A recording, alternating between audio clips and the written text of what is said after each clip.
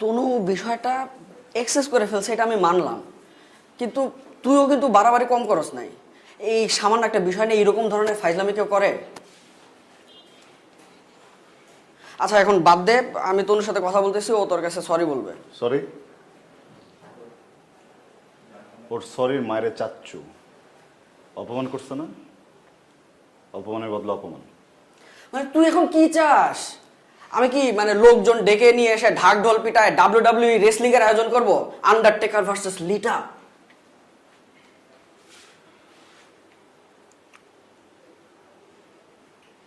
ও আমার জন্য একটা ফাঁদ পাচ্ছিল,